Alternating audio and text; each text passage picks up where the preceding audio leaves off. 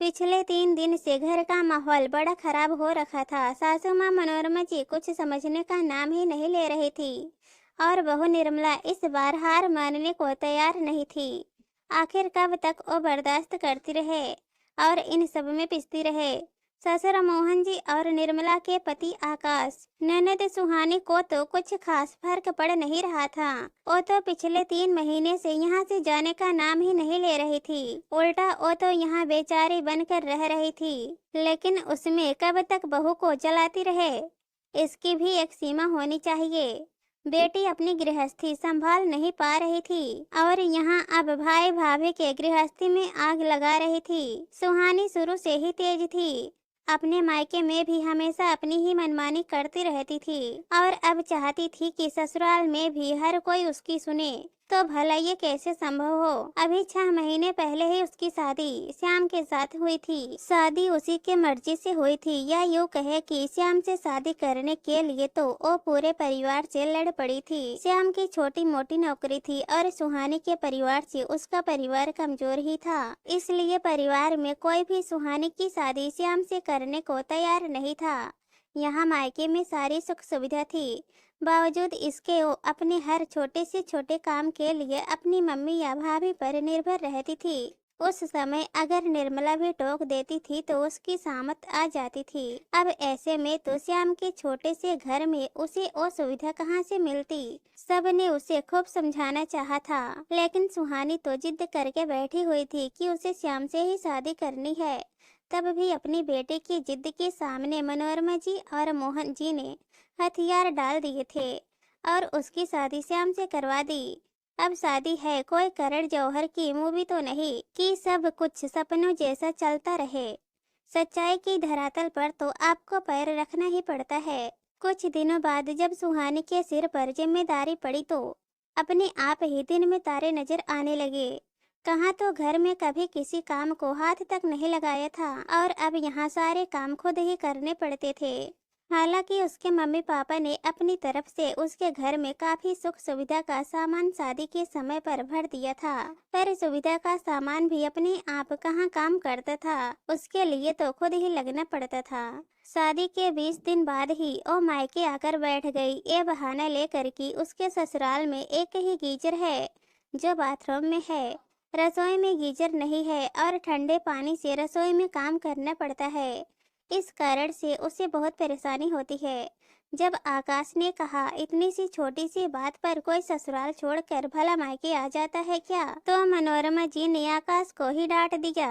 अब क्या मेरी बेटी अपने माता पिता को नहीं बोलेगी कि उसे क्या परेशानी है? तो चुप कर, अभी तो मैं बैठी हूँ, मैं सब देख लूंगी। जब बेटे को ही डांट दिया तो बहू की क्या औकात थी, इसलिए तब निर्मला ने कुछ नहीं कहा। 2 दिन बाद मनोरमा जी सुहानी के साथ गीजर लेकर उसके ससुराल पहुंच गई और उसे वहां रसोई में फिट करवा दिया। यह देखकर उसके सास ससुर भी चेप गए, क्योंकि उन्हें तो पता ही नहीं था कि वो गीजर के लिए रूठ कर अपने मायके आकर बैठी है। वो तो अपने सास ससुर से कुछ दिन मायके रुकने का कहकर आई थी, पर तब भी मनोरमा जी ने सुहानी का ही पक्ष लिया। समधी जी, अभी ये नहीं है, अगर इसे अपनी बेटी मानकर आप पूछोगे तो ये दिल की बात जरूर कहेगी। फिर नए घर में बसने में थोड़ा वक्त तो लगता ही है। ये सुनकर उसके सास ससुर ज्यादा कुछ नहीं बोले।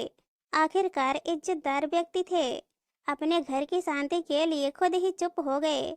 लेकिन जब पहली बार में ही बढ़ावा मिल जाए तो फिर इंसान की हिम्मत अपने आप ही बढ़ जाती है। उनकी इस चुप्पी को सुहानी ने अपनी कमजोरी समझ लिया। उसे लगा कि उसके ससुराल वाले उसके मायके वालों के सामने हमेशा दबकर रहेंगे, क्योंकि वो लोग इनसे कमजोर हैं। अब तो वो छोटी छोटी बात पर उन लोगों से बहस कर लेती थी। उसे अगर कोई कपड़ा साड़ी या कुछ और पसंद आ जाता है तो वो श्याम से कभी नहीं कहती थी, वो मनोरमा जी को फोन लगाती थी और मनोरमा जी एक अच्छी माँ की तरह उसका पेमेंट कर दिया करती थी। इस बात पर उसकी और श्याम की कई बार लड़ाई भी हो जाती थी, पर वो फिर भी नहीं सुधरती थी।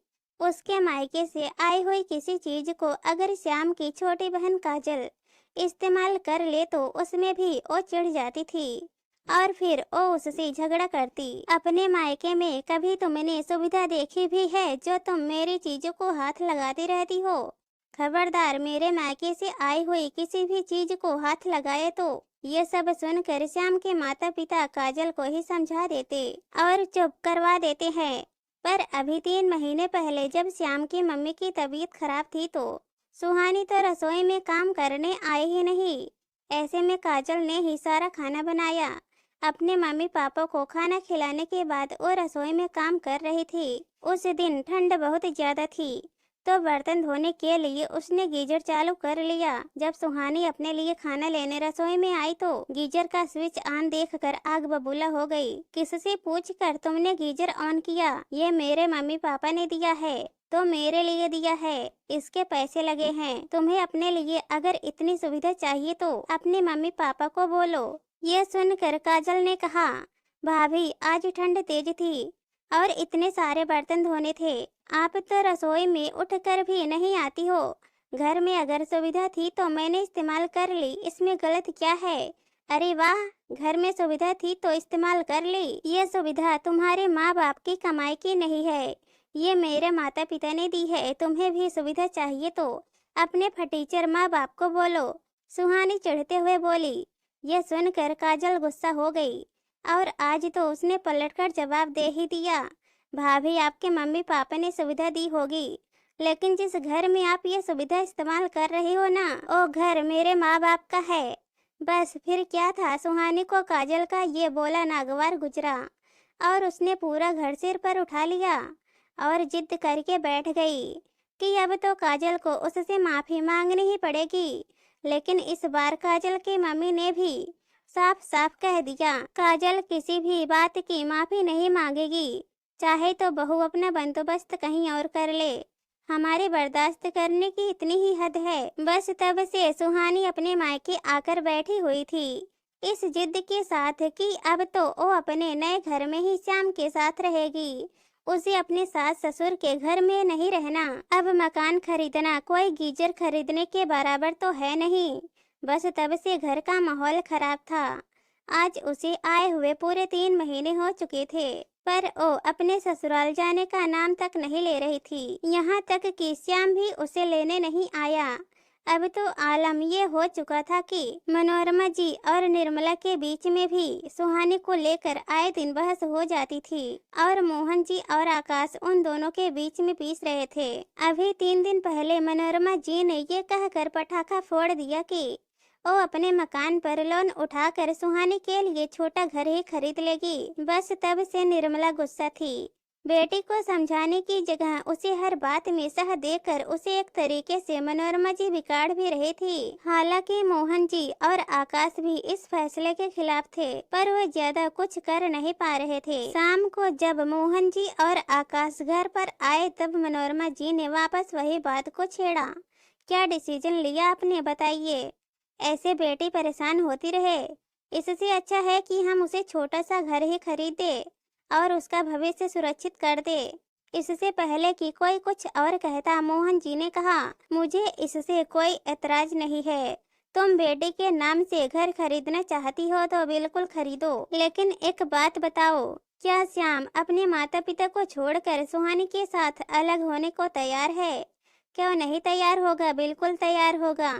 अब की बार सुहानी बीच में ही बोल पड़ी, पर मुझे तो ऐसा नहीं लगता बेटा। इन 3 महीनों में ना तो उसने तुमसे मिलने की कोशिश की और ना ही तुमसे फोन पर बात की। अगर वो इन चीजों के लिए तैयार होता तो कम से कम उन लोगों की तरफ से कुछ तो कोशिश होती। मोहन जी ने कहा तो मनोरमा जी बीच में बोली, मतलब क्या? मैंने आज श्याम के ऑफिस जाकर उससे बात की थी। वो तो अपने माता पिता को छोड़ने को तैयार नहीं है। उसने तो यहाँ तक कह दिया है कि चाहे तो हम लोगों के घर से सुहानी का सारा सामान ला सकते हैं और उसकी दूसरी जगह विवाह करवा सकते हैं। अगर सुहानी चाहे तो वो उसे तलाक देने को भी तैयार है। यह सुनते ही मनोरमा जी और सुहानी दोनों सकेत में आ गए। ये देखकर मोहन जी ने कहा, अब तुम दोनों माँ बेटी डिसाइड कर लो कि करना क्या है। दोनों ऑप्शन है तुम्हारे पास। सुहानी चाहे तो अपना घर बसा सकती है और चाहे तो अपना घर तोड़कर हमेशा के लिए आ सकती है। उन लोगों की चुप्पी का कुछ ज्यादा ही गलत मतलब निकाल लिया तुम्हारी बेटी। अब वो लोग झुकने को बिल्कुल तैयार नहीं है, आखिर मोहन जी ने कहा और अपने कमरे में चले गए। धीरे धीरे आकाश और निर्मला भी अपने कमरे में आ गए। मनोरमा जी ने साफ साफ कह दिया कि वो जो निर्णय लेना चाहती है ले, वो उसके हर निर्णय में उसके साथ है। 2 दिन तक सुहानी ने कोई जवाब नहीं दिया, लेकिन 2 दिन बाद आखिर वो अपने ससुराल जाने को तैयार हो गई और अपने माता पिता के साथ वो ससुराल पहुंची और वहां अपने सास ससुर ननद से माफी मांगी और ये वादा किया कि आइंदा वो इस तरह की हरकतें नहीं करेगी। दोस्तों, इस कहानी पर आप लोगों की क्या राय है कमेंट में जरूर बताना, और अगर कहानी पसंद आए तो हमारे चैनल को सब्सक्राइब कर देना। कहानी सुनने के लिए बहुत बहुत धन्यवाद।